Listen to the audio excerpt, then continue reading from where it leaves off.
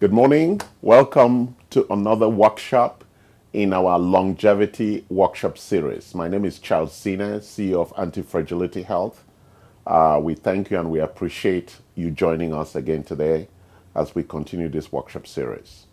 The Anti-Fragility Health Clinic is grateful for your participation, to all our customers, friends around the world who watch our videos, who send comments for us to improve and love us and like us. We deeply appreciate you staying with us and your faithfulness.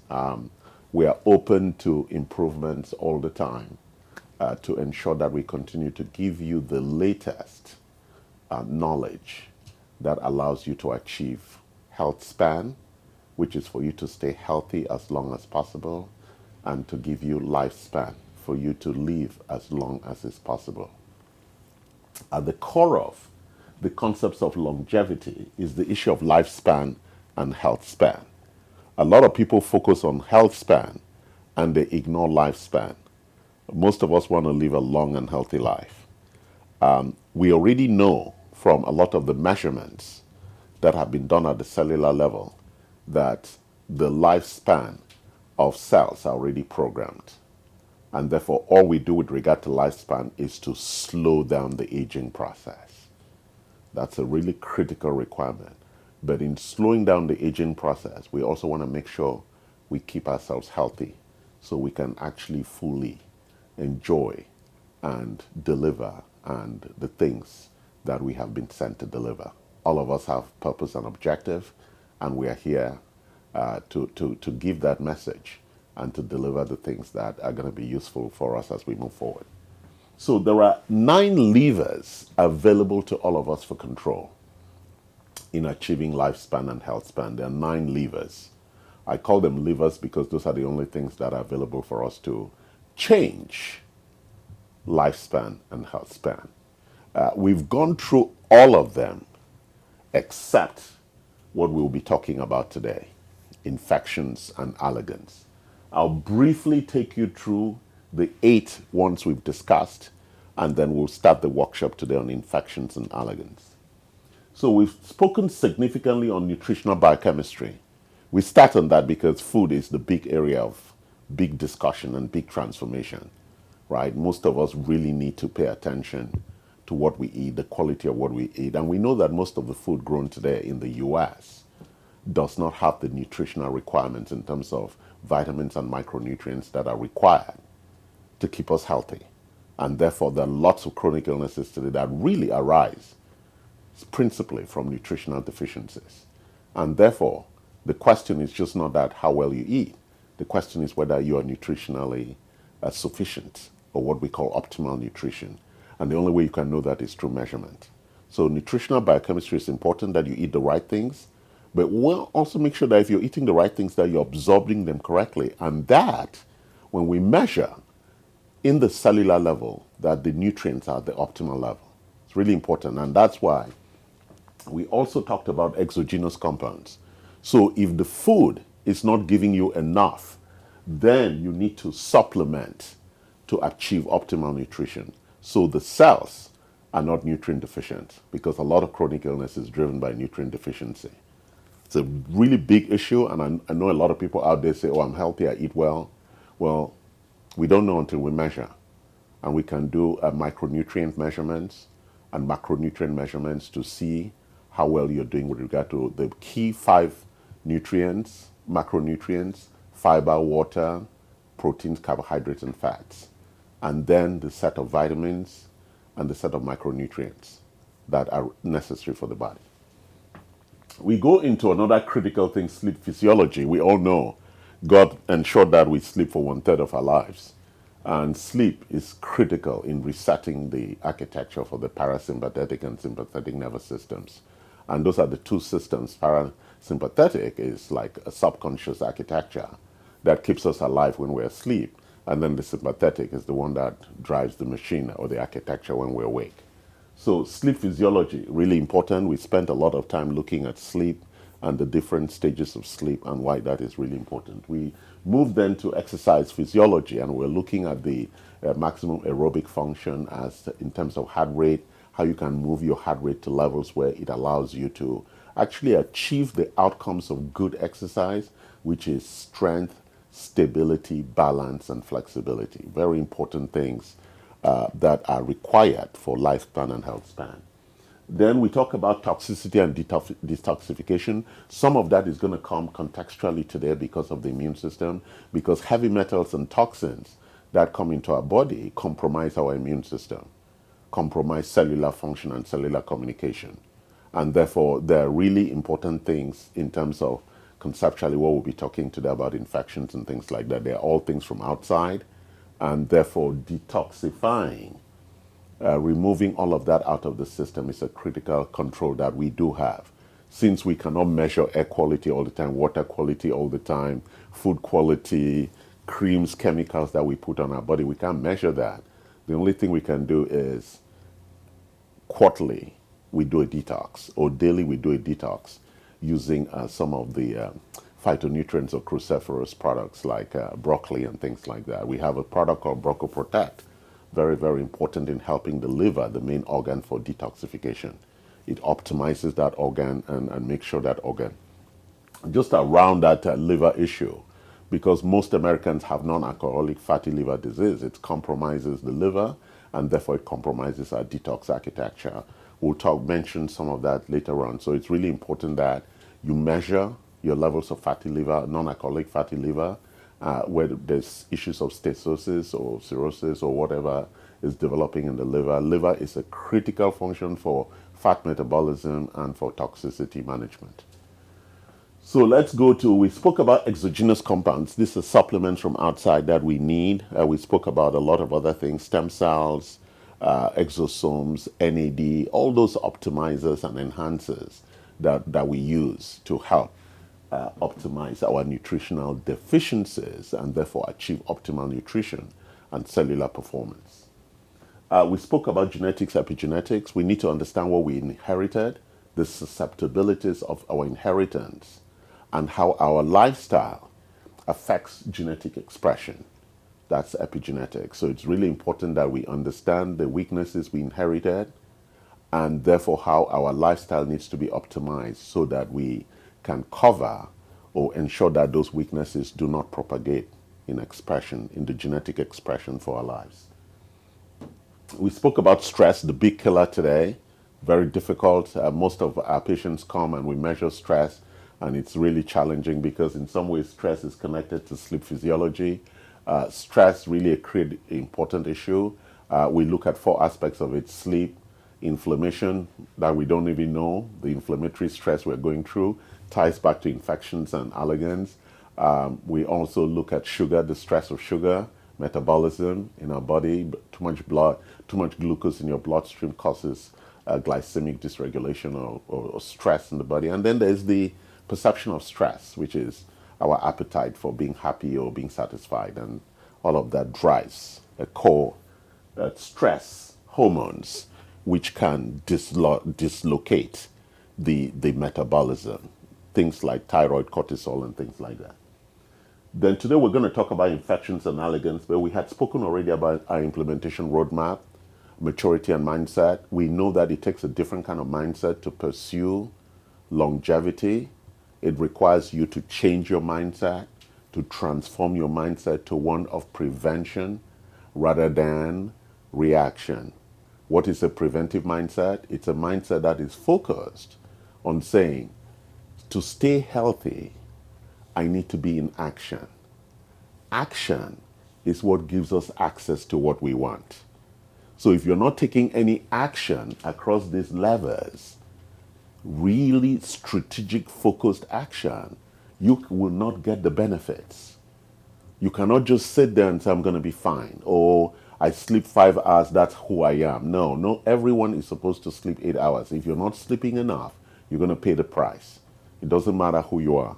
So it is really important that you have the mindset to say, how do I manage these 9 levers, including the one about my mindset, to say, I want to be healthy, I want to be strong, and I'm going to live a long and healthy life. Really important. So that's the workshop series we'll be covering, and today we'll be addressing the final one, which is infections and allergens.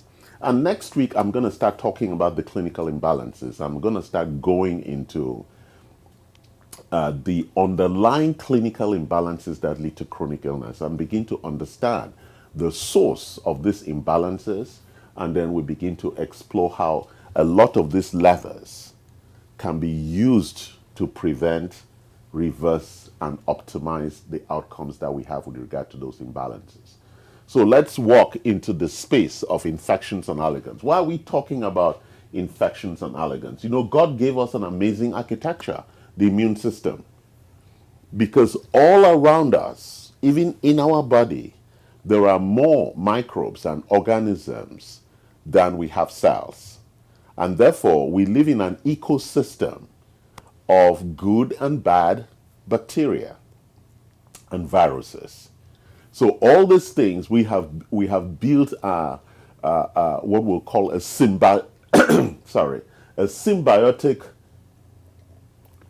symbiotic partnership with parasitic and non-parasitic viruses and bacteria. They all live in us, and some come from outside. So the challenge is, how do we manage that balance? That's the whole challenging issue of infections and allergens.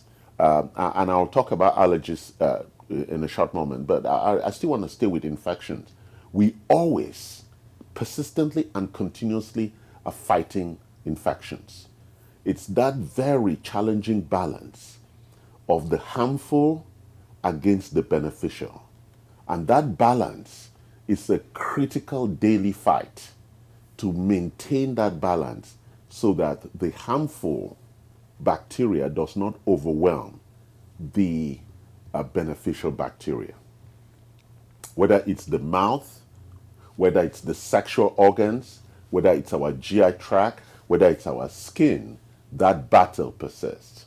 And therefore, over time also, we have what we call, we're trying to optimize our immune system, because the immune system with age suffers what we call immunosenescence. It weakens. Our immune system is weakening as we grow older. So we want to keep it optimized. If not, it is compromised and suppressed. And once it's compromised and suppressed, we're overwhelmed with infections. Let's talk about allergies. Allergies arise in most people when they're children.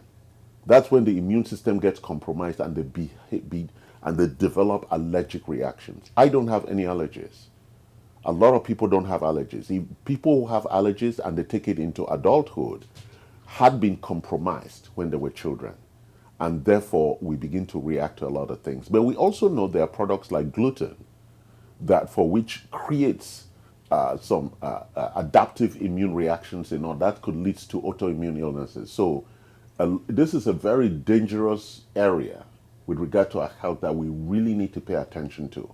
We notice that a lot of people are developing autoimmune illnesses, and it comes from compromised immune systems. That what's autoimmunity? The immune system starts attacking itself, start attacking the body. It doesn't recognize it's out of whack. Therefore, it's a very dangerous thing that we manage to keep the immune system optimized and not compromised or suppressed. So that is really what drives our response to infections and allergens. They exist in the environment, whether it's dust, whether it's mite, whether it's peanuts, whatever it is that we're allergic to, or pollen, all those things, the body is building a response to it. And let us look at what that response is. The immune system architecture is based on two fundamental levers. One is the innate. It is the basic one that we inherited that comes with us. And it provides defense against the standard stuff, the daily things that are normal. Over time, with the passage through our mother's vaginal tract, with vaccination, and with the illnesses that we suffer from, we build an adaptive immune system. The adaptive immune system is made up of two big components, what we call B cells, B cells learn and develop what we call immunoglobulins. There are 4 or 5 types of immunoglobulins that would then provide what we call the adaptive defense. So when you're vaccinated with COVID vaccinations, the B cells develop immunoglobulins that are adaptive. Then they can, whenever we are attacked by COVID, we've built that adaptive architecture in us. The C cell response, or we call the B cell response a humoral response because it is an overall system response. But at the cellular level, we have the T cells, lymphocytes, that also the Th1, Th2, Th7 architecture. They have optimized response system for localized inflammation, response cytokines, and things like that. So at the cellular level, we have response that's adaptive, and at the overall body level, we have the immunoglobulin response, which is the powerful center control response to actually manage the immune response to the overall invasion, whether it's by allergies or by infections. Really important that we understand this architecture. And then let's go into the whole issue of immunosenescence. What is senescence? Senescence is the life, describes the end stage of cells. Cells are born, they do their job, then they go into what we call senescence. They go to die. And you know that when cells go to die, sometimes they're disrupted and become cancerous, or they're refed through what we call mitophagy or autophagy, where they're refed and eaten up by other cells and other things so that they can be reused. You see, God was really smart. He created a reuse architecture where the body can eat itself and replenish. And we know that fasting and intermittent fasting enables autophagy and mitophagy, which is the mitochondrial cellular architecture stuff. So when we begin to look at immunosenescence, if your immune cells are dying and aging and are compromised, then you will always be open to infection. For example, people who always have an allergic reaction, they're immunocompromised and their immune system is suppressed. Or people who have persistent UTI infections, or people who persistently have gastric diarrhea infections, or people who have psoriasis or persistent things that are showing up on their skin. Those kind of persistent infections that are showing say something about the overall immune system response, that it's compromised. And therefore, it's important that we begin to look at how our external and our internal strategies. So let's look at the external strategies. So one of the ways to optimize or reduce immunosenescence or really optimize our immune system is to keep our skin, our hands, our feet, our tongue, our hair, our body really clean. And what we call that reducing the bacterial load. So if we reduce the bacterial load, that's really, really important because it reduces the amount of immune cells that have to stay guard. If you're a dirty person, you don't wash your mouth, you don't brush, you don't floss, you don't scrub your tongue properly, you don't clean your nose, you don't shower, you don't do these things, then your immune system is going to be distracted because it has to be fighting the cultures of bacteria that are growing over your skin, your fingernails, and over. So you'll be prone to a lot of illnesses. Barrier number 2, everything that's going into our body, we want to ensure they're clean. Whether it's water, food, air, chemicals on our body, we want to make sure they're clean because once they go into our GI tract, they are now at the second level of the barrier for trying to prevent things from entering the system. Barrier number 1 was the external stuff that prevents, because if I throw something on my skin, there are reactions, the cells, the T cells are optimized, the innate and the adaptive to respond immediately and deal with that. Barrier number 2 is our GI tract from our nose, air, mouth, all the way to our gut and urinary system. Therefore, keeping that healthy is really, really important. I spoke about UTI infections, urinary tract infections, and things like that, how they can compromise. Barrier number three: if the infections have penetrated barrier number one, they were not killed. They penetrate barrier number two, they were not killed. We now have barrier number three, which is the cell wall integrity. So that is our final barrier. And that is where the immunoglobulins actually step in, the B cells, to actually ensure that they don't enter the cell. But once they enter, they penetrate the cell, as we have learned with COVID, COVID has these landing pads, ACE2 landing pads, that allows it to penetrate and send its protein or mitochondria, mRNA into the cell and overwhelms the cell. For COVID to get to that level, it means it went past barrier 1, barrier 2, and barrier 3. But what allows it to do that? Let's look at some of those internal issues. The first thing that COVID does as it attacks, it causes oxidative stress. Oxidative stress lowers the capacity of the cells to fight. It fatigues them, it weakens them. When we have high levels of toxicity, our cells are already compromised because they're keeping watch on all these toxic cells, locking them up in fat so that they don't compromise our overall biochemistry. The GI tract, we're going to talk about that in more detail as we go into interventions. Methylation, which is the process of copying, right, the chromatin acetylation and things, where it compromises the quality of the new cells that are created. So methylation is very challenging, especially when our body is under attack and the immune cells have to replicate and make new copies quickly. If the copying process is compromised through methylation, then the copies of the new immune cells made are not as strong as the parents. And that's the impact of methylation. Also, the issue of nutritional deficiencies. If we're going to make new cells and we don't have enough nutrients for creating those new cells that are going to fight, then we have compromised cells that are created, and therefore overall immune system is compromised and we fall prey to the attack, whether it's COVID or any other virus or infection. So let's look at our interventions. As we've spoken before in a lot of these lectures, our interventions cover three specific areas. Prevention, that means what I do every day with regard to these barriers and to address those things. It's a lot of work, but there is no other choice. That's what we have inherited, and that's what we must do. You don't like it, you can go kill yourself.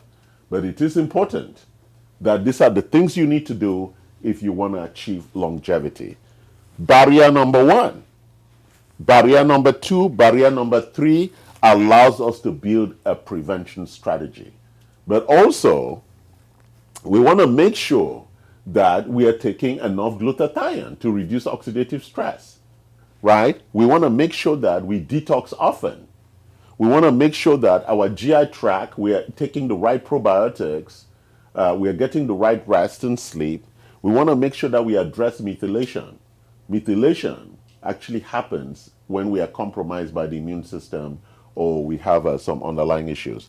All those things are addressed with nutritional deficiencies for us to achieve optimal nutrition. But also, if there are areas, which we'll be starting to discuss next week, what we call the 10 areas of clinical imbalances.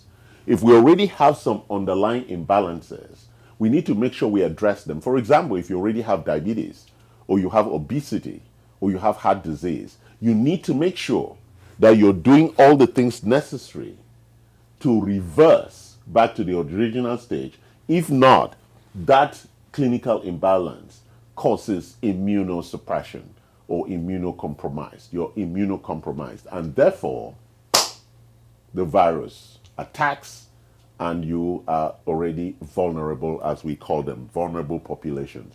Even with vaccination, you are still have levels of vulnerability. if you're not addressing the underlying clinical imbalances. Then we have things like optimization. We can optimize around the mitochondria by putting in plaque X, poly-MVA, NAD, stem cells, exosomes. So we can optimize cellular function, mitochondrial function, so that it's working at the top level, best performance that it could get.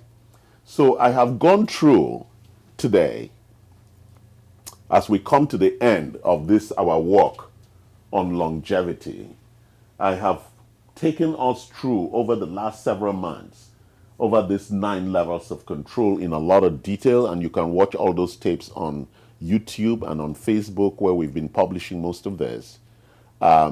We don't make specific recommendations on this call because that's for you to talk to your physician. But the first step in getting healthy is, first of all, to be curious about your health. What are the things I'm supposed to do to be healthy? To be curious. With curiosity will come knowledge. With knowledge will come action. And out of action, repeated action, comes habit. And that's really how you change your mindset. There's no other way of life. There's no equity except you get it done. There's no equality in health. Health, you own your health, so get on with it. Thank you for joining us today. And I appreciate you being here, loving us and liking us. I know sometimes my messages are hard on the head, but the government cannot give you good health. You go get it yourself. Thank you.